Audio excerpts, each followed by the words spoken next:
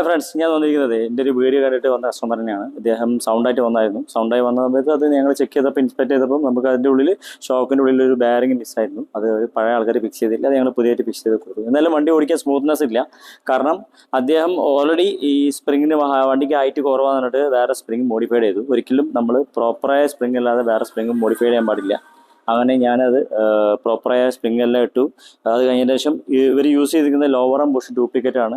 ആ ലോവർ ആം മാറ്റി ഞാൻ വേറെ ലോവർ ആം സെറ്റ് ചെയ്ത് വെച്ചു. അങ്ങനെ ആ സൈഡ് പുള്ളിങ് എന്നുള്ള പ്രോബ്ലം സോൾവ് ആയി.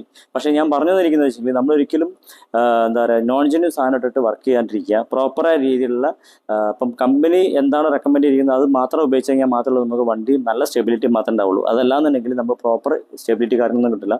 അപ്പോൾ മാക്സിമം വർക്ക് ചെയ്യുന്ന സമയത്ത് പ്രോപ്പറായ രീതിയിൽ മെക്കാനിക്കലി ചെയ്യാൻ ശ്രമിക്കുക. അപ്പോൾ ഇതുമാതിരിയുള്ള ഡൗട്ടും കാര്യങ്ങളൊക്കെ ഉണ്ടെങ്കിൽ തീർച്ചയായിട്ടും നിങ്ങൾക്ക് നിങ്ങളെ സർവീസ് സെൻറ്റർ വിസിറ്റ് ചെയ്യാവുന്നതാണ്. അതല്ലെങ്കിൽ താഴെ കാണുന്ന നമ്പറിൽ കോൺടാക്ട് ചെയ്യാവുന്നതാണ്. Thank you.